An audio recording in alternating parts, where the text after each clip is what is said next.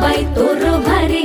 दिसते भारी गणपतीची स्वारी अन आला धादिस मामाच्या घरी मालवण चिपळूण सावंतवाडी माझ्या कोकण गावांचो दिमाग भारी दिसते भारी गणपतीची स्वारी माझ्या कोकणा वाटे तुम्ही वलवा गाडी धमा धमान हाका गाडी माझ्या कोकणचो रस्तो